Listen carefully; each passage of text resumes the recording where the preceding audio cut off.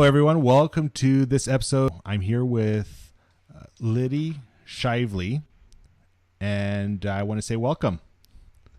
Thank you, Peter. I'm really happy to be here. So let's share something about your background or something that you're currently working on and helping people with currently.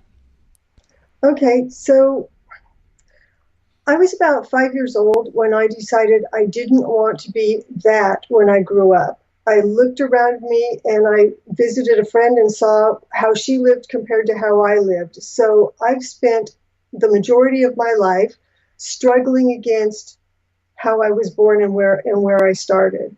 And then I was about fifth grade and I met this kid who sat in front of me in school. His name was Ronnie W. And he was struggling and he was not making it through school. And I started coaching him how to study his spelling words and all that sort of stuff. Well, ever since then, I've been coaching people in one form or another. I prefer working with men. And where I am today, I have a couple of wonderful clients that one of them came to me.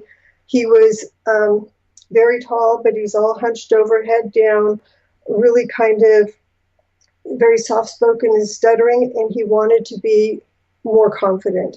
And today he stands tall. He's dating a woman that he thinks could be the one, and he's just really in a much better place in his life. So would you say you help people more with confidence, or you help people in whatever they're struggling with at that moment? I help people become who they want to be. So it's not necessarily confidence, but I find that pretty much underlying everything, there is a confidence issue.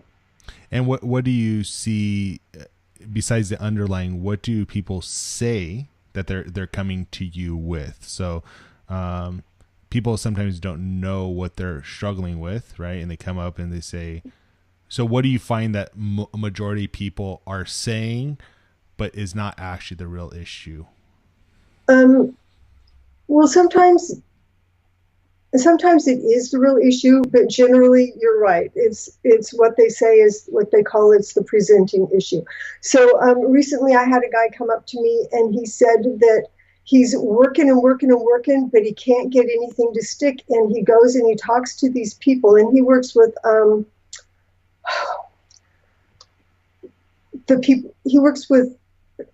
I can't think of the right word right now. Anyway, organizations that are charitable, and he helps them raise money. And he says, but I can't get anybody to actually commit to working with me. And I said, and so do you tell the people that you want to work for them, or do you tell them that you want to work with them? And he goes, oh my gosh, I've been saying I want to work for them. I said, they don't want to hire another employee. They want somebody to be beside them or to help lead and guide them.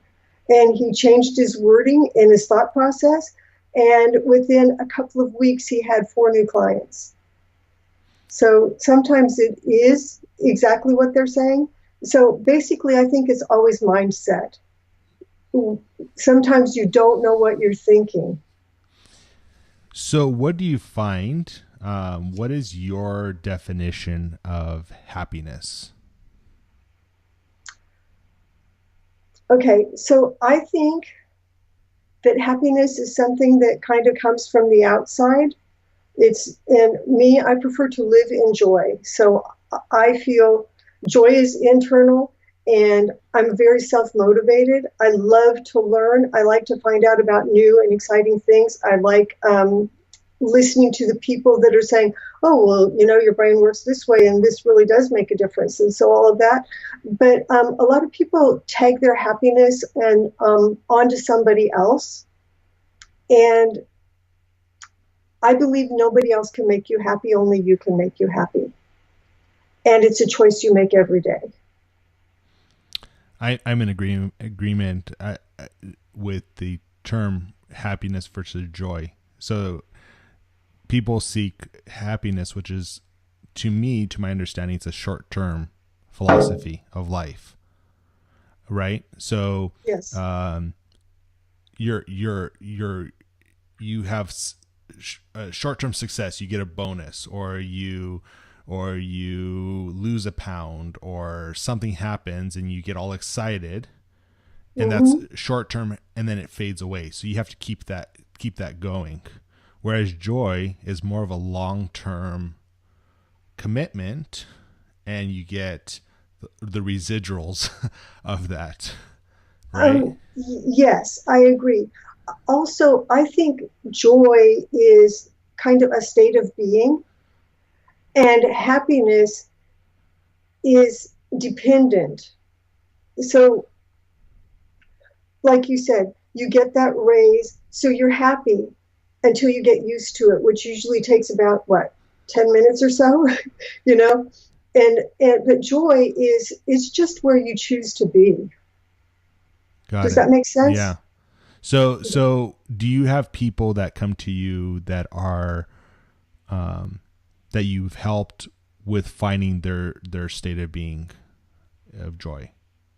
Um, I've helped people find a path to joy so that they can be there more often. I won't say that I've helped them get to where that's their general state of being. Got it. Um, what do you think people do? To Why are people so unhappy today?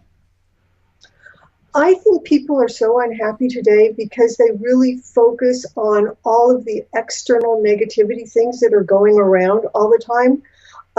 They let people, they let other people actually bring them down and move into their brain. Um, I'm not anti social network stuff, but I really feel that it's made it so easy for other people to just be in your face all the time without facing the repercussions of what they're doing. So And maybe if you're in social media, find better groups. well, that could be, but okay, if you're a teenager and you're on social media, pretty much the only people that you interact with are the people that you know that you go to school with or whatever. And so they can come at you from behind and sort of just do all the attacks, but they don't have to face the repercussions of it because you're not there in their face to retaliate.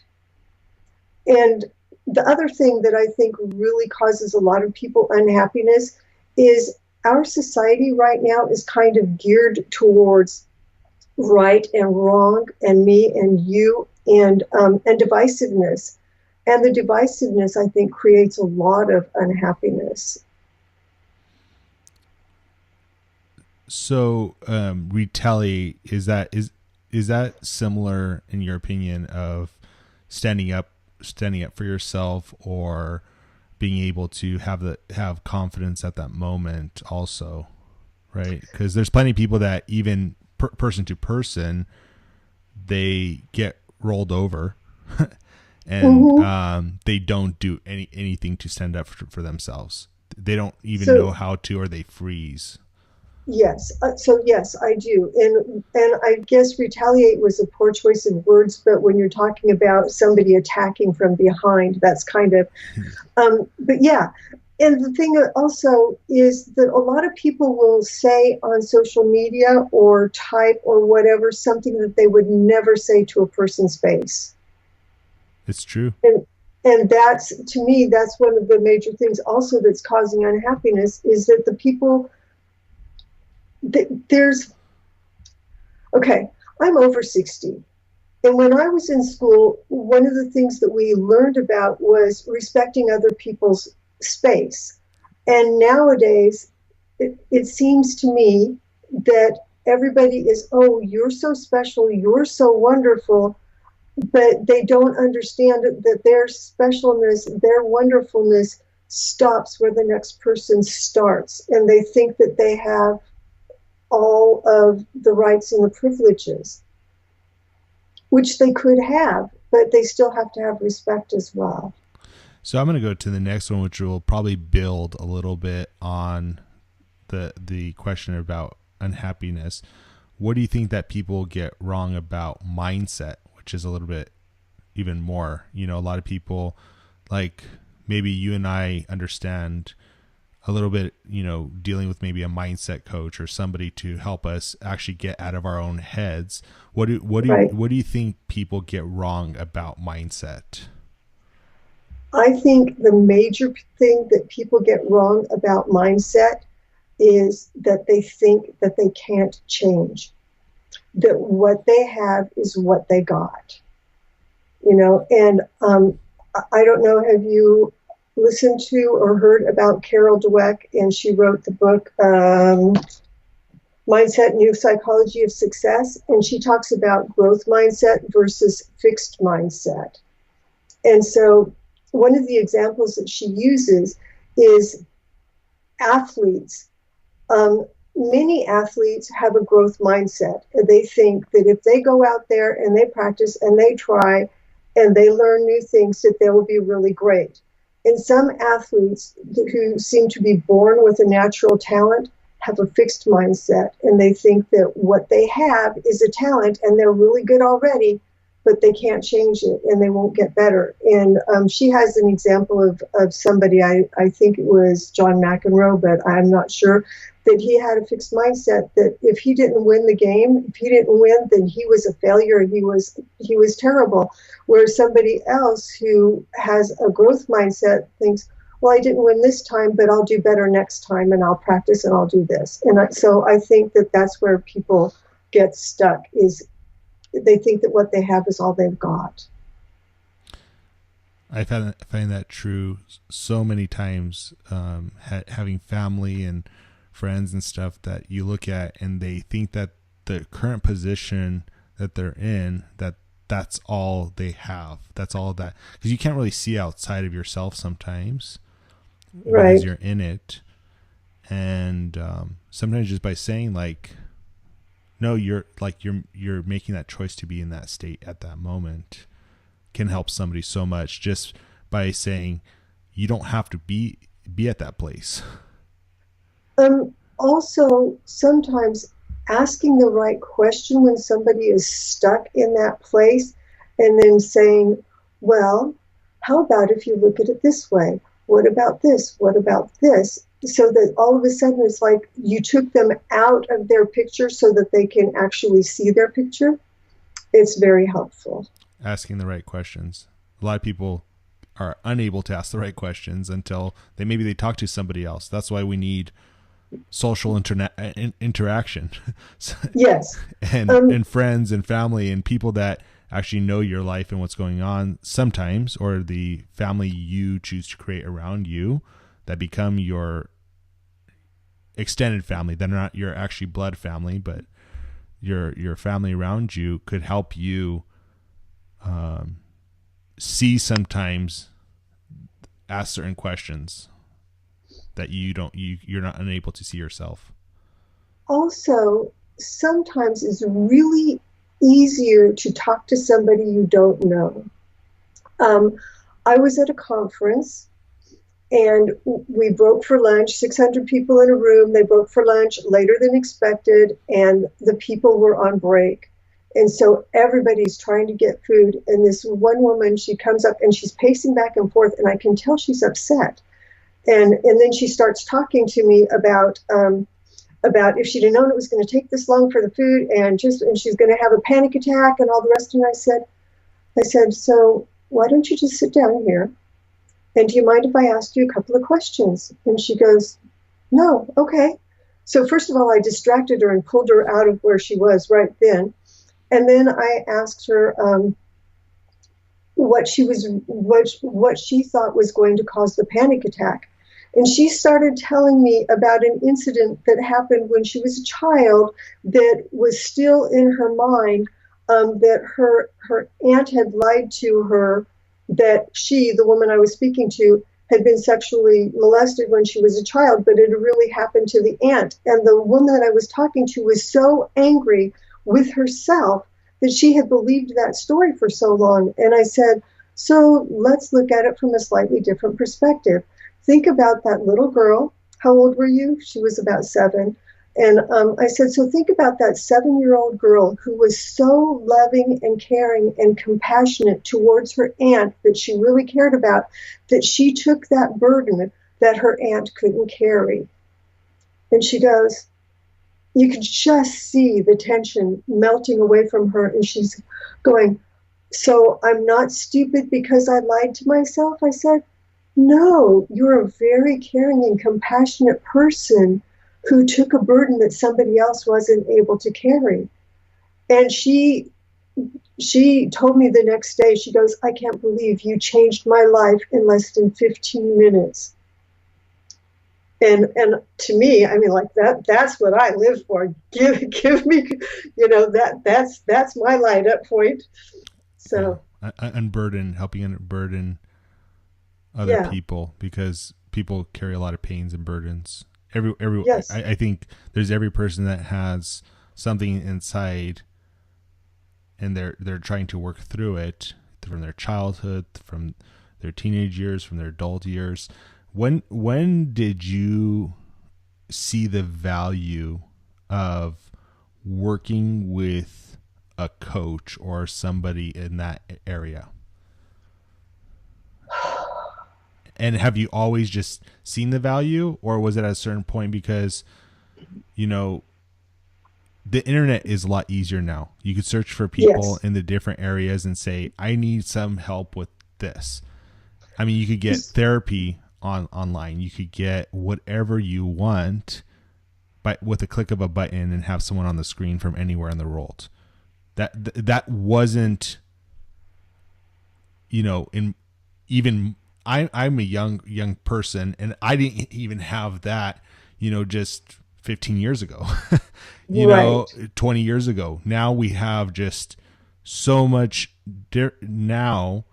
Before you had to travel someplace or in your own community or circle. So have you always thought that way, that there was that, or did you always see, I mean, do you understand what I'm saying?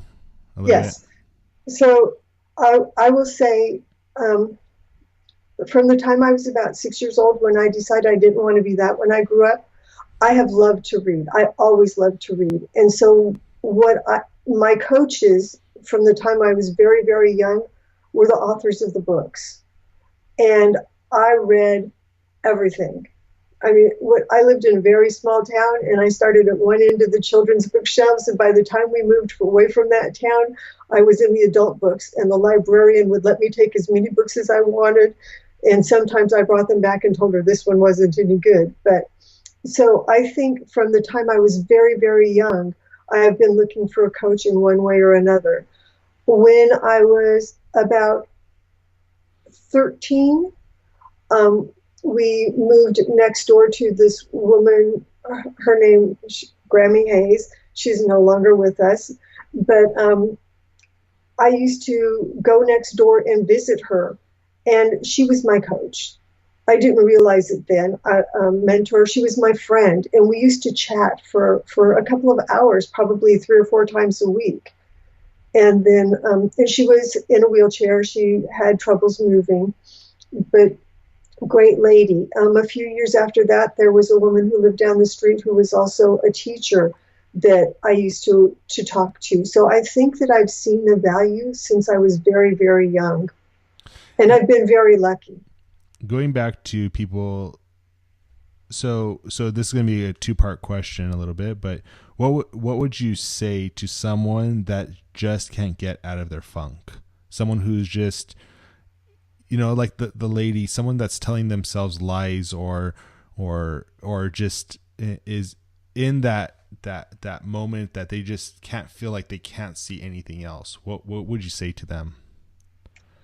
Well, I had a friend who was stuck in a place like that, and I told him, he kept saying, I can't see anything, I'm facing a brick wall. And I said, turn around. And he goes, I don't know how to turn around. And I said, okay, visualize yourself in the middle of a football field and draw a big circle around. And no matter where you face, if you look far enough out, you're going to see something different. But even more importantly than that, people that are stuck in their story, they need to get up and do something different. I mean, actually physically get up and move, do something different. There's a TED Talk by a woman named Amy Cuddy, and I don't remember the name of the TED Talk, but actually it's about holding a power pose for as little as 2 minutes, and it actually changes your physiology.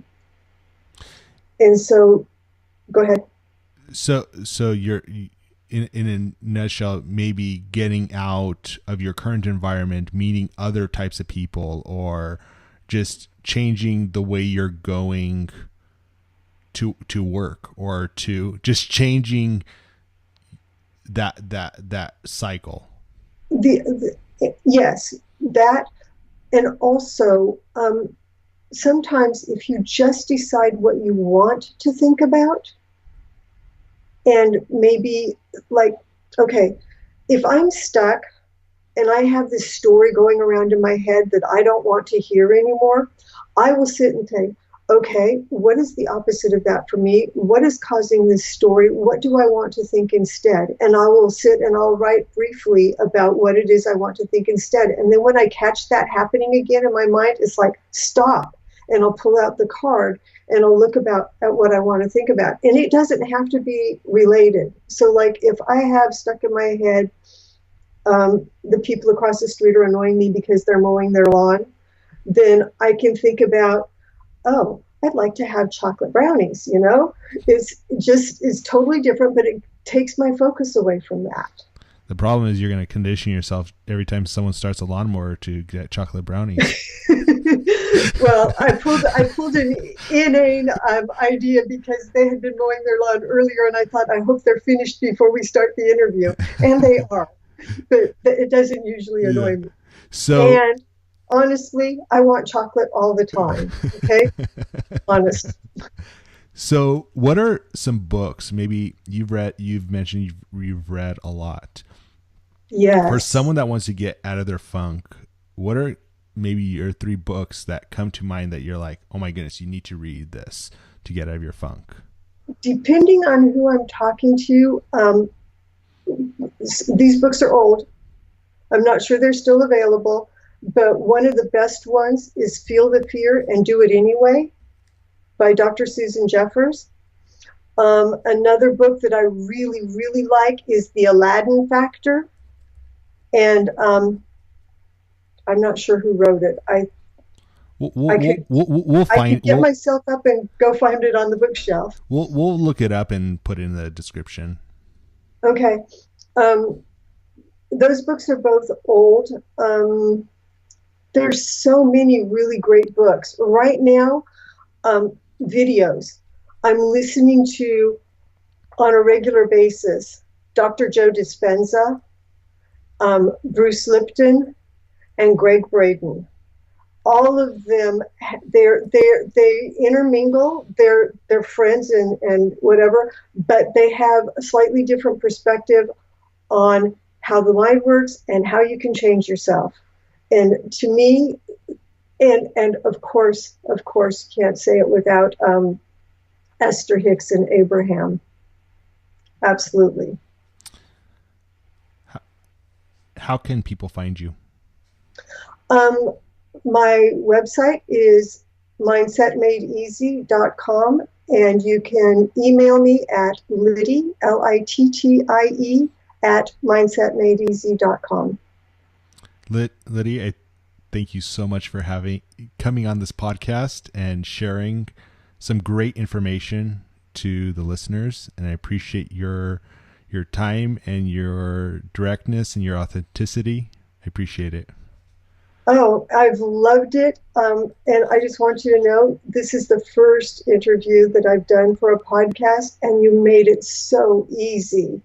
I've already been telling my friends that I was going to do it, and now I can tell them I did. And you made it really, really easy. Thank you very much. You're welcome. Glad. You have been a real joy.